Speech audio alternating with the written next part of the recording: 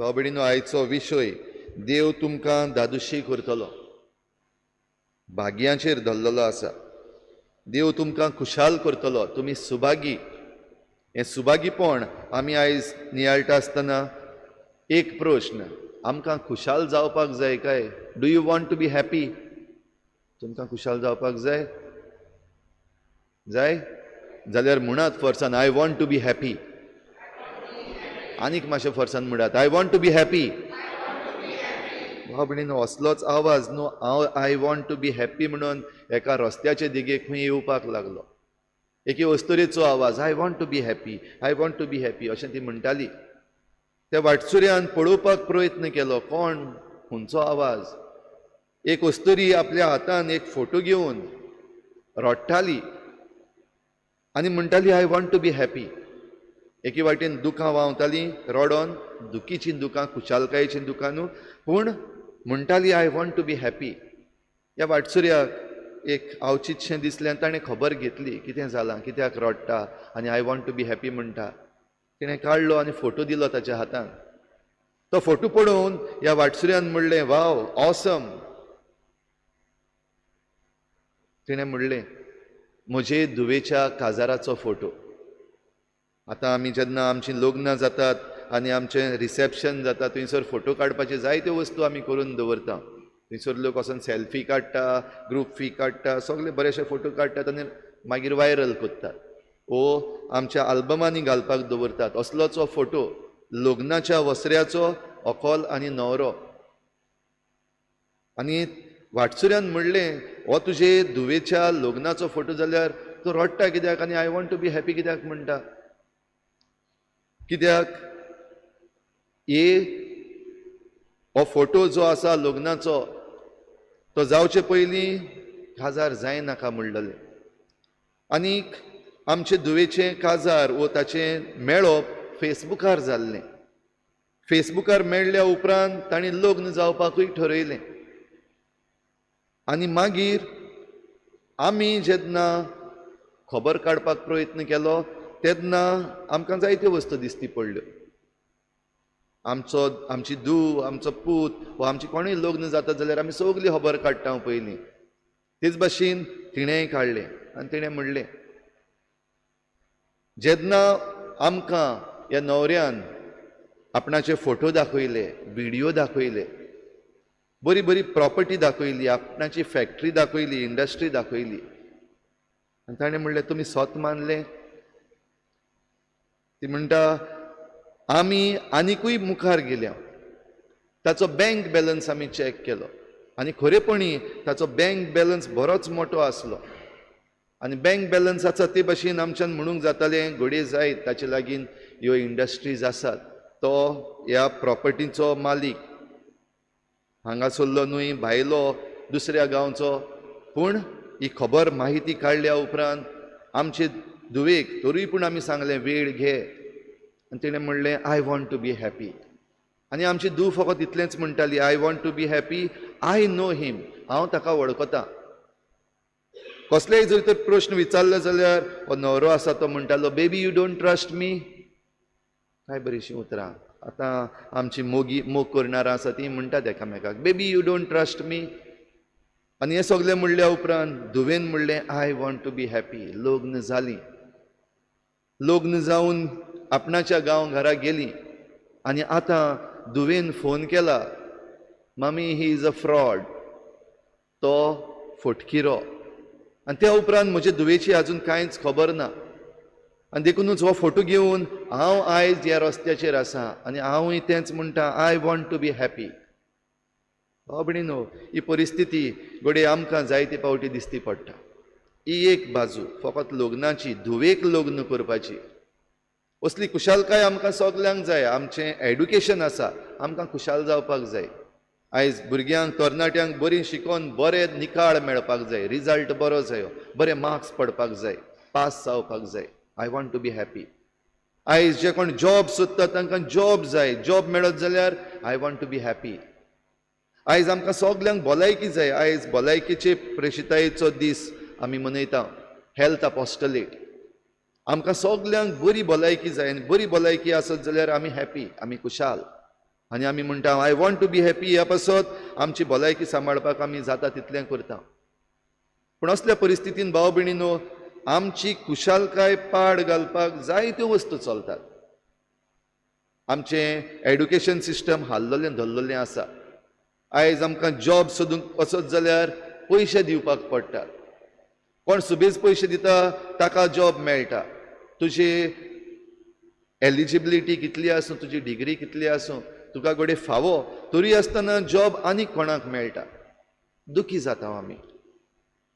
भलायकी सांबाळपाक सोदता पूण भलायकेचें कारणूच मेळना, इलाजूय मेळना. दुखी जाता आमी. आनी आतां ह्या दिसांनी करीत भाशेन आमचो सरकार काडपाक आमी खुशाल जावपाक सोदता. आमचे कॅन्डिडेट्स आसात, थोड्यांचे फेवरेट कॅन्डिडेट्स आसात, थोड्यांच्यो फेवरेट पार्टी आसात. आनी एलिसांवां जातली आनी एलिसांवां जाल्या उपरांत म्हजो कॅन्डिडेट जरी तर जिखलो जाल्यार हांव हॅपी. जे कोण कॅन्डिडेट बसलेले आसात 40 मतदारसंघांनी, जो कोण जिखता तो जातलो हॅपी, जो कोण हारता तो दुखी जातलो, व तांचे सपोर्टर आसात ते दुखी जातले. भाव भयणीनो, ह्या सगळ्यान आयचो विशय आमकां सांगता देव तुमकां दादोशी करतलो. आनी देव तुमकां दादोशी करतलो म्हणटा तेन्ना आयचीं तिनूय वाचपां आमच्या दोळ्या मुखार आसा. आयच्या पयल्या वाचपान जेरेमियस प्रवादी हे 2 भाशेचे मनीस आमच्या मुखार दवरता. आनी जेरेमियस प्रवादी खेरीत भाशेन सांगता ही कुशालकाय कशी भाशेन मेळपाची. जो कोण मनशांचेर पातयेता ताका ती कुशालकाय मेळना. कुडीच्या बोर्डाचेर पातयेता ताकाय ती कुशालकाय मेळना. सर्वेस्परांतावन पयस आसा ताका कुशालकाय मेळना. पूण जरी तर तुका कुशालकाय जाय जाल्यार सर्वेस्परा देवाचेर जो कोण पातयेता त्या मनशाक कुशालकाय मेळटली. जो कोण देवाच्या बोर्डाचेर पातयेता ताका कुशालकाय मेळटली, कित्याक सर्वेस्पर ताचो बरवसो. भाव भयणीनो, जेरेमियस प्रवादी खेरीत भाशेन देवाचेर बरवसो दवरूंक, देवाचेर पातयेवन रावूंक आमकां उलो मारता. आनी मनीस आमकां फटयता, सगळ्या वेळार फटयता. थोडे पावटी सगळें सारकेंच दिसता तरी पूण मनीस फटयता. हें आमी आमच्या जिवितांत सगळ्यांनी पळयलां. आनी हें जेरेमियस आयच्या पयल्या वाचपान आमकां उगडास करता. जो कोण देवाचेर विस्वास दवरता तो एका उदक व्हांवतल्या व्हाळाच्या देगेक लायलेल्या झाडा सारको ताका फळां जातात आनी ताची फळां खावन मनीस दादूस जाता. तर देव तुमकां दादोशी करतलो हें आमी विस्वास धरता. देखून आमी आयच्या जबाबानूय म्हणलां, जो मनीस सर्वेस्पराचेर विस्वास ठेवता तो खरेंच भागी. भाव भयणीनो, जो मनीस सर्वेस्पराचेर विस्वास ठेवता तो खरेंच भागी जाल्यार आमचेर जेन्ना आमची कुशालकाय काडून वचपाचे दीस आयल्यात तेन्ना हें करूंकूच जाय. बो करून असल्या वेळार जेन्ना आमकां चिड्डिल्लीं आसात, आमकां साणयल्लीं आसात, आमचेर अत्याचार केल्ले आसात, वो आमी जी कुशालकाय सोदूंक जे निर्णय घेतलेले आसात, स्टेप्स मारलेले आसात, ते पिड्यार जाल्यात, फेल जाल्यात, असल्या वेळार खेरीत भाशेन आमी देवाशी येवपाकूच जाय. I want to be happy म्हणटाली ती वस्तोरी तांणी घडये सगळे भाशेन खबर काडली. जशें आमी आमची काजारां जाता तेन्ना सगळी खबर काडटा. न्हवरो खंयचो, ताचें घर कसलें आसा, घराचो कलर कसलो आसा, देरां कितलीं आसात, तांचो टॉयलेट कसलो आसा, हे सगल्यो बारीकसाण्यो आमी वचून काडटा. आनी त्याच उपरांत आमी आमच्या धुवेक लग्न करता. जाल्यार आतां जेन्ना आमचेर खुशालकाय घेवपाची खबर, आमचेर खुशालकाय जोडपाची जेन्ना पाळी आयिल्ली आसा, बो करून आतां हे एलिसांवां वरवीं, तेन्ना कितें करता काय आमी आमचें मत जावन आसा हे आमचे धुवे भाशेन बेश्टेंच धरलें, कोणाक मारून उडयलें आनी मागीर आमी रडपाचीं. अशें जायते पावटी आमकां जालां. जे कोणी आमकां जायते पावटी बरे आपल्याचे घोडे फोटो दाखयले, त्या न्हवऱ्या भाशेन व्हिडियो दाखयल्यात, वो बँक बॅलन्स दाखयल्यात. ती वस्तोरी त्या वाटसुऱ्याक सांगताली तो बँक बॅलन्स जो आसलेलो आनीक कोणाचे पयशे तातूंत घालून आमकां दाखयल्ले, ते ताचे न्हय. जी घरां दाखयल्लीं आनी जे लँड दाखयल्ले तेंय ताचे न्हय, पूण आमकां दाखयल्लें आमचें म्हणून. फेक व्हिडियोज, फेक मिडिया भाव भयणीनो जायती चलता. बागेवन पावलूच्या काळारूय चलतालें. बागेवन पावलू कोरिंतकारांक चीट बरयता, हाचें दुसरें वाचप आनी जेजूच्या पुनर्जिवनपणा विशीं सांगता. बागेवन पावलू कोरिंतान धाकटेशें शार तें, थंयसर धाकटोसो क्रिस्ती जमो आसलो जांकां भावार्थ शिकयल्लो आनी पावलो थंयसरलो गेल्या उपरांत व्हायरल जावपाक लागल्यो खबरो की मेल्या उपरांत जी कोण क्रिस्ताचेर भावार्थ दवरतात ती क्रिस्ता सारकी पुनर्जीवन जावची ना, क्रिस्त पुनर्जीवन जावंक ना अशें ते म्हणनासले. पूण खबर दुसरे भाशेन मातशें मॅनिप्युलेट केल्ली. जी कोण क्रिस्ताचेर विस्वास दवरतात ती पुनर्जीवन जावची नात, क्रिस्त पुनर्जीवन जाला. आनी असल्या वेळार हो फेक न्यूज जो आसा, ही खोटी शिकवण जी आसा ती सारकी जाग्यार घालपाक भाग्योन पावलो कोरिंतकारांक ही चीट बरयता. आनी ही चीट बरोवन तोय तांचें मन उजवाडायता. जरी तर आमी मरोन पुनर्जीवन जावची ना, आमकां पुनर्जीवन पडना जाल्यार क्रिस्तूय बीन पुनर्जीवन जावंक ना. आनी क्रिस्त जरी तर पुनर्जीवन जावंक ना जाल्यार आमचो भावार्थ पोको. कित्याक आमचो आख्खो भावार्थ, आमचो आख्खो धर्म जेजूच्या पुनर्जीवनपणाचेर दल्ललो आसा. जेजू जरी तर पुनर्जीवन जावंक ना जाल्यार आमचो भावार्थ पोको. पूण जेजू जरी तर पुनर्जीवन जाला आनी हो भावार्थ आमी शिकयता जाल्यार सगळीं आमी क्रिस्तां थंय मरता ती पुनर्जीवन जातलीं आनी पुनर्जीवनपण सारकें. भाव भयणीनो, जी वांकडी खबर आसली ह्या क्रिस्तांवांची एके भाशेन खुशालकाय काडून व्हरताली ती भाग्योन पावलून परतून जाग्यार घातली. ह्या लोकांन सारकें जें कितें आसा तें आयकलें. जे कोण आयकूंक ना वो जी कितें खोटी खबर सांगलेली तीच घेवन गेले, ते सांडले. आयच्या शुभ वर्तमानान जेजू आमचे मुखार दवरता भाग्यां.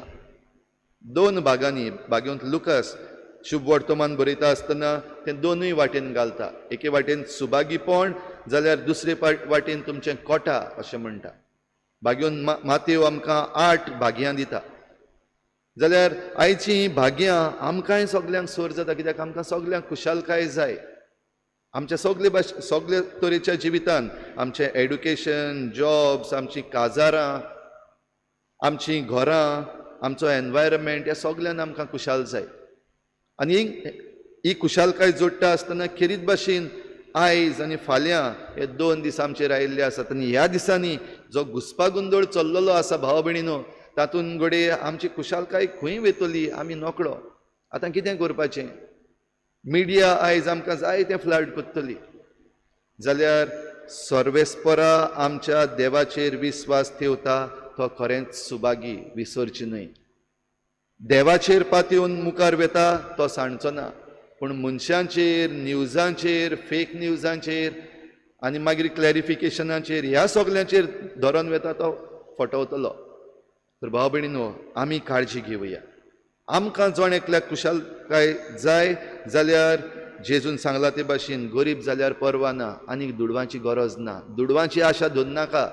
कित्याक ह्या दिसांनी जे आमकां आतां आमी पयशे घेतले, ह्यो ज्यो पार्टीज आसात तांणी आपलो स्टॉक भरून दवरलेलो आसा. थोडे जाण सांपडटले ह्या दिसांनी, ते आमकां दिवन खुशाल करपाक सोदतात.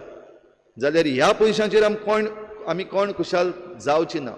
आनी भोव करून चोत्राय दवरुया. हे पयशे जे ह्या दिसांनी आमी घेतल्यात आनी घेवपाचे आसात आतां घडये आयच्या दिसाक, ते घेवन तुमच्या खासगी जिविताक तुमी जरी तर वापरूत जाल्यार शिराप पडटले. आनी एक पावटी सांगता, हे पयशे जे आमी घेतात आनी आमच्या खासगी जिविताक वापरतात ते शिरापांचे. देखून ते जरी तर आमी आमच्या जिविताक वापरता जाल्यार आमच्या जिविताक शिराप आसतलोच. पयशे घेवपाचे फादर ना घेवपाचे, कित्याक सगळे सांगतात ते आमचेच पयशे व्हेल्ले आमी घेवपाक जाता, ताचो निर्णय तुमी घेयात. पूण जरी तर घेतल्यात जाल्यार तुमच्या खासगी जिविताक, तुमच्या घोराब्याक वापर करिनाकात, शिराप पडटले. घेवपाक नाका जाल्यार बी बोल्ड इनफ टू से हांव नाका म्हाका पयशे तुजे. आनी कांय कारणाक लागून जरी तर घेवपाकूच जाय जाल्यार ह्या दुडवांनी तुमची गरीबसाण पयस जातली म्हूण समजनाका. सुभागीपण ना थंयसर. तुमचें कोटा म्हणटलो जेजू. जाल्यार आमकां आमचें कोटा म्हणलेलें नाका. आमी गरीब पूण आमी सुभागी. कित्याक आमचो देव आमकां पोसता, आमकां राखता. जें कितें आमकां गरज तें गरज त्या वेळार आमकां दिता. कित्याक देवाचें राज तुमचें म्हूण जेजून सांगलां. आनी देवाचें राज तुमचें जाल्यार तुमी आतां भुकेल्यांत ती सुभागी. देव दादोशी करतलो. विस्वास धरता तांकांच, विस्वास धरिना तांकां ना. तुमचेर आयज बोगलाटांक घालतात. ह्या दिसांनी चालू आसतलें. एक दीस उरलेलो आसा एलिसावांक. कोण कोणाचेर बोगलाटां घालतलो, कोण कोणाची नांवां पिड्ड्यार कोत्तलो, कोण व्हिडियो व्हायरल कोत्तलो, कोण मॅसेजी व्हायरल कोत्तलो, कोण आनी कोणाच्यो मॅसेजी आपूण एडिट करून धाडटले, सगळें जातलें.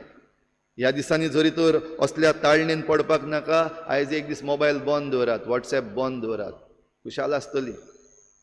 सोशल मिडिया बंद दवरात, देवा मुखार येयात. आयज आमचे फिरगोचेन आमी 9 ती 12 वाजता मागण्यांत सारतल्या. देवा मुखार मागणें करात. आनी तेन्नाच आयचें हें शुभ वर्तमान, आयचो सेवाधर्म आमकां खरें जातलो. आमचेर जरी तर कसलेंय वायट येता, खुशाल जायात जेजून म्हणलां. जरी तर तुमचेर कोण वायट घालतात, तुमचेर बोगलाटां घालतात, तेन्ना तुमी सुबागी त्या दिसा तुमी खुशाल जावन उडयो मारात, खुशाल जायात. I want to be happy, खरेंच I want to be happy म्हणत रावात ह्या दिसांनी, आयच्या दिसाक खेरीत भाशेन. ना जाल्यार ह्या घुसपा गुंदळान भाव भयणीनो आमी सांपडत जाल्यार आमची खुशालकाय वेतली. आनी हीं उतरां तुमकां गिरेस्तांक हाय हाय, तुमकां बुजवण मेळ्ळी, आतां दुखीचे दीस येवपाचे आसात. तुमकां आतां दादोशी आसलेल्यांक हाय हाय, तुमी भुकेतल्यात. भू करून जेन्ना वायट करता तेन्ना सांपडटल्यात, तेन्ना तुमचेर हें वायट येतलें आनी खरेपणी येतलें. ह्या दिसांनी आमकां दिसती पडटलें जे कोण वायट करतात आनी खरेंच सांपडटात ते तांच्या जिवितांत कसली दूख येतली ती आमकां दिसती पडटली. आतां हांसतल्यांक तुमकां हाय हाय, रडपाचे दीस येतले. देवा वाटेन ना, मनशा वाटेन आहा, पदवे वाटेन, दुडवां वाटेन, सोऱ्या वाटेन, बिर्याणी वाटेन जाल्यार रडपाचे दीस येतले. जेजू सांगता आयच्या दिसाक लोक तुमचें सगळें बरें उलयतात तेन्ना तुमकां हाय हाय. ह्या पासत आनीक कोण आमचें बरें उलयतलो म्हण आमी रावपाक गरज ना. तर भाव भयणीनो, आमकां सगळ्यांक खुशाल जावपाकूच जाय. आमी म्हणलां सुरवातेक, do you want to be happy? तुमकां खुशाल जावपाक जाय जाल्यार आनीक एक पावटी म्हणात, I want to be happy. आनी I want to be happy म्हणटा तें भाव भयणीनो आमचें देवा मुखार जालां जाल्यार आमची खुशालकाय कोणाच्यान काडूंक जायना. ह्या एलिसावाच्यान आमची खुशालकाय काडून उडोवपाक जायना. रिजल्ट खंयच्यानय वसो, कोण कितलीं आडगां करीत, कित्याक जो कोण करता ताका भोगचेंच पडटलें. ह्या पासत आतां आमी मतदान करपाक वेता तेन्ना हें सगळें कुफुजांव जालां म्हणून हें म्हणचें न्हय, आतां मत मारून फायदो ना म्हणचें न्हय, कित्याक एकूच दीस फाल्यांचो. घडये हें सगळें घडून जें हाडलेलें आसा ह्या दिसांनी तें आमी मत मारिना जावपाक. आमचें मन पिड्ड्यार करपाचें हें षडयंत्र चल्ललें आसा. ताचो फायदो कोणाक जातलो आमकां खबर आसा, तें कुशीन दवरया. पूण आमचें मत आयज गरजेचें. देवान आमकां ही पदवी दिल्ली आसा, देवान आमकां ही जबाबदारी दिल्ली आसा. देखून सारकें चिंतून, आतां आमी चिंतून जालें, ह्या दिसांनी आमी चिंतीत आयल्या. जो आमचो होमवर्क करपाक जाय आसलो तो आयज पासून आमी केलो म्हाका दिसता. आनीक आमी मन पिड्ड्यार करपाक वेचे बदलेक देवाचेर विस्वास दवरून आमी मुखार या. आनीक मत मारपाक भायर सरया, एकामेकाकूय आपोवया, चल आमचें मत मारया. आमच्यान जायना, देवाच्यान जाता म्हूण विस्वास दवरून मुखार या. तेन्नाच आमकां खुशालकाय मेळटली. I want to be happy म्हणटा तें सारकें जातलें. ना जाल्यार भाव भयणीनो, ते वस्तुरे भाशेन त्या रस्त्याचे कुशीक हे फोटो घेवन, हे व्हिडियो घेवन आमी रडचें पडटलें. I want to be happy जाल्यार आमकां जण एकल्याक खुशाल करूंक जेजू ह्या आल्ताराचेर येता आनी आपल्या मासा रोगतान आमकां पोसता. ह्या जेवणान वांटो घेवन दादोशी जावंक तयार जावया.